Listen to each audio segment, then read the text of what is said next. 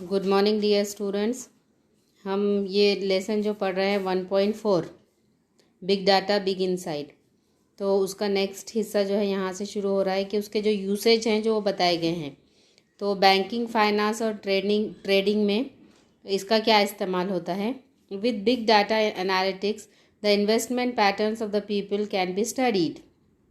Big data की वजह से क्या किया जाता है, लोगों के जो इन्वेस्टमेंट पैटर्न होते हैं, किस कहाँ कहाँ लोग कैसे अपने पैसे इन्वेस्ट करते हैं, उसकी स्टडी की जा सकती है। New insights have enabled the banks and finance companies to come with suitable plans. पहले क्या होता था, एक ही प्लान होता था कि आपने एक बार पैसा फिक्स कर दिया तो चाहे आपको कितनी भी ज़रूरत हो आप पैसा नहीं निकाल सकते। लेकिन आजकल क्या है कि लोगों की ज़रूरत के हिसाब से नए नए प्लान्स जो हैं वो बैंक्स लेकर आते हैं और सूटेबल ज़रूरत के हिसाब से वो वैसे ही प्लान्स जो हैं लोगों को मिल जाते हैं। Big data has enabled smooth functioning of these agencies and institutions. तो बिग डाटा की वजह से क्या हुआ है कि लोगों को जो कामकाज का तरीक़ा है, जो पहले जो प्रॉब्लम्स आती थी वो प्रॉब्लम्स अब नहीं आती हैं और स्मूथ फंक्शनिंग होती है, आसानी से कोई भी काम जो है किया जा सकता है। Banking and finance sector is using big data to predict and prevent cyber crimes, card fraud detection, archival of audit trails, etc. अभी क्या किया जाता है कि जो साइबर क्राइम होते हैं, इंटरनेट के ज़रिए जो क्राइम्स किए जाते हैं वो भी प्रेडिक्ट करने का काम बिग डाटा की वजह से हो रहा है। या फिर कोई कार्ड जो होता है ना, अपना ATM कार्ड है या क्रेडिट कार्ड है, उसके फ्रॉड जो करते हैं लोग, उसका भी डिटेक्शन किया जा सकता है। या फिर ऑडिट ट्रेल्स में कहाँ पैसा कितना खर्च हुआ, कहाँ कितना लगाया गया, तो उसमें भी इसका इस्तेमाल किया जा सकता है। By analysing the past data of their customers and the data on previous brute force attacks, banks can predict future attempts.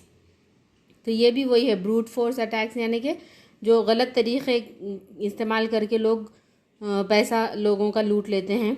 तो वो भी पहले की सारी हिस्ट्री देखकर, पास्ट में जो हुआ था उसके हिसाब से एनालाइज किया जाता है और फिर आने वाले दिनों में किस तरह इन फ्रॉड्स से हम अपने आप को बचा सकते हैं वो उसकी कोशिश की जाती है। Big data not only helps in predicting cyber crimes, but it also helps in handling issues related to missed transactions and failures in net banking. अभी क्या होता है, कभी कभी आप नेट बैंकिंग कर रहे होते हैं और इंटरनेट इश्यूज़ की वजह से आपका जो ट्रांजैक्शन है वो कंप्लीट नहीं हो पाता, मिस हो जाता है या फिर फेलियर हो जाता है इसमें। तो ये सारी चीज़ें भी बिग डाटा की वजह से हैंडल की जा सकती हैं। It can even predict possible spikes on severe servers so that banks can manage transactions accordingly. तो ये जो है बिग डाटा की वजह से प्रेडिक्ट किए जा सकते हैं स्पाइक्स के सर्वर्स के भी, कि ये ट्रांजैक्शन जो हैं कि उस हिसाब से फिर किए जाते हैं। The Securities Exchange Commission SEC is using big data to monitor financial markets for possible illegal trades and suspicious activities. तो यहाँ पे जो है एक कमीशन है, सिक्योरिटीज़ एक्सचेंज कमीशन जिसको कहा जाता है, जो फाइनेंस के ऊपर सारी नज़र रखे होती है कि किस तरह फाइनेंशियल मार्केट में कौन कौन से इलीगल काम हो रहे हैं या फिर कुछ सस्पिशियस एक्टिविटीज़ हो रही हैं जिसके ऊपर ऐसा शक होता है कि ये सही नहीं है, तो इसके ऊपर भी इवन नज़र रखी जा रही है। The SEC is using network analytics and natural language processors to identify possible frauds in the financial markets.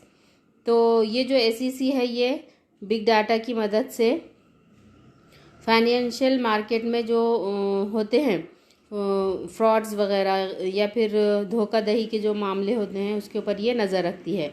High frequency trading is an area where big data finds a lot of use today.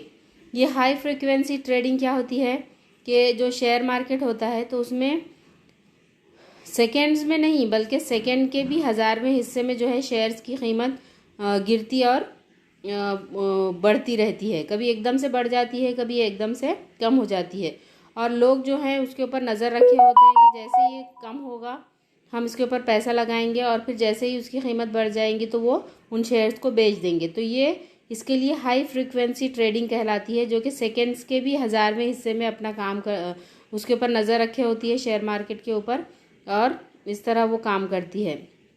तो big data जो है इसका इस्तेमाल यहाँ पर बहुत होता है। Here big data algorithms are used to make trading decisions. किस जगह हमको पैसा लगाना है, कौन से कंपनी के शेयर्स हमको ख़रीदना है, ये सारी बातें जो है बिग डाटा की वजह से आसानी से हम तय कर सकते हैं, डिसाइड कर सकते हैं। Today the majority of equity trading now takes place via data algorithms that increasingly take into account signals from social media networks and news websites to make buy and sell decisions in split seconds। तो ये जो होता है equity trading जो होती है, तो इसमें इसका ये क्या करते हैं, ये सोशल मीडिया से भी इसका वो लेते हैं, सहारा लेते हैं। सोशल मीडिया नेटवर्क्स के ऊपर ये नज़र रखते हैं कि कहाँ क्या हो रहा है, और उसके ज़रिए फिर वो अपने शेयर्स कहाँ पर उनको ख़रीदना है, कहाँ बेचना है, कब इस्तेमाल करना है, ये सारी चीज़ें जो है डिसाइड की जाती हैं। और ये सेकंड्स के भी छोटे छोटे हिस्सों में ये होता है कि बहुत ही जल्दी सब कुछ डिसाइड हो जाता है। Now sports, when watching a cricket match we are shown so many permutations and combinations of statistical analysis. जब हम मैच देखते हैं, कोई भी क्रिकेट मैच हो या फुटबॉल मैच हो, तो हमको बहुत सारे स्टैटिस्टिकल एनालिसिस दिए जाते हैं कि पास्ट में कितने मैचेस खेले गए, क्या हुआ, कितने रन बने, कौन जीता था, ये सारी चीज़ें जो है हमको बार बार जो है स्क्रीन पर दिखाई जाती हैं। अ gigantic data has been created over a period of time from the recording of matches, training sessions and workouts। तो ये बहुत लंबा चौड़ा हिसाब किताब होता है कि किस तरह रन्स बनाए गए, कहाँ मैचेस हुए, किसने वो जीते, कैसे सेशंस थे उनके, ट्रेनिंग सेशंस कैसे थे, वर्कआउट्स कैसा था, वो सारी बातें। The data enables a sports person to study his performance as well as of the other players worldwide. तो इस डाटा की वजह से क्या होता है, कोई भी स्पोर्ट्स पर्सन जो है अपने परफॉर्मेंस को दूसरे प्लेयर्स के साथ कंपेयर कर सकता है कि उन्होंने कैसे किया था और मैं कैसे कर रहा हूँ, और इस तरह वो अपने परफॉर्मेंस को इम्प्रूव कर पाते हैं। It has tremendously help in improving individual as well as team performance. The sensors embedded in the sports equipment help us to understand our game from close quarters. तो अभी तो क्या है कि सेंसर्स लगाए जाते हैं स्पोर्ट्स इक्विपमेंट में, जो हमको समझने में मदद करते हैं कि हमारी बहुत ही बारीकी से हमारी एक एक नक़्ल व हरकत की जो है वो की जाती है, एनालिसिस की जाती है, और हमको बताया जाता है कि कहाँ हमसे गलती हो रही है और कहाँ हमने सही किया। The sensors help us to understand the field conditions, the weather, individual performance etcetera. तो ये जो है सारी बातें जो है हमको समझाते हैं कि वेदर कैसा है, इंडिविजुअल परफॉर्मेंस कैसा है, ये सारी बातें। Video analytics help us to see each and every performance minutely. और बहुत ही माइन्यूटली ये बातें देखी जाती हैं, बहुत ही बारीकी से देखी जाती हैं कि क्या हो रहा है, कैसे हो रहा है, क्यों हो रहा है, ये सब। अब देखते हैं एडवर्टाइजिंग में बिग डाटा का इस्तेमाल किस तरह किया जाता है।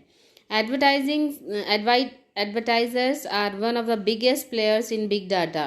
Be it Facebook, Google, Twitter or any other online giant, all keep a track of the user behavior and transactions। तो ये सारे जो हैं बिग डाटा के जो प्लेयर्स कहा जा रहा है, उनको बिगेस्ट प्लेयर्स कहा जा रहा है। किसको? फेसबुक, गूगल, ट्विटर, इन सारे को, क्योंकि ये जो हैं अपने यूज़र के बिहेवियर पर और उनके ट्रांजैक्शंस पर पूरी नज़र रखते हैं। These internet giants provide a great deal of data about people to the advertisers so that they can run targeted campaigns. Take Facebook for example.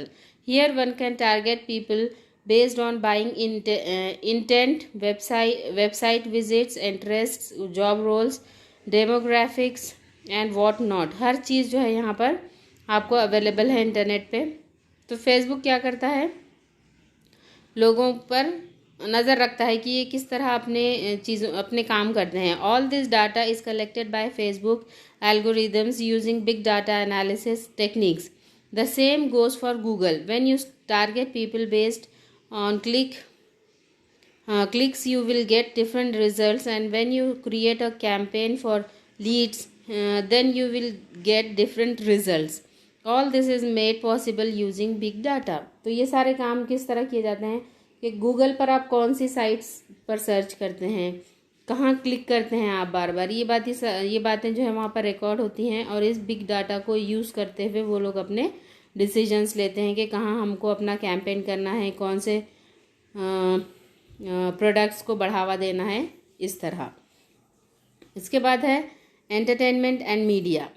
In the fields of entertainment and media, big data focuses on targeting people with the right content at the right time.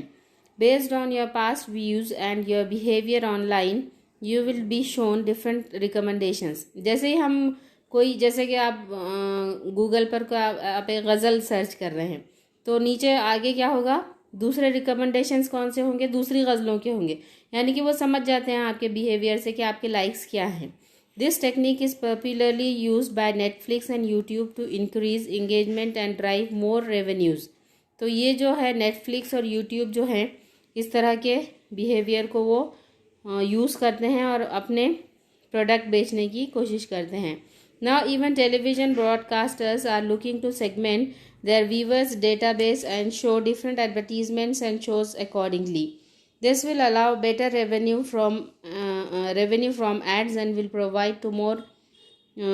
provide a more engaging user experience. तो उनका कहना है कि अगर हम यही technique television में भी यूज़ करते हैं तो उनको ज़्यादा उससे फ़ायदा होगा। So we shall stop here. Thank you.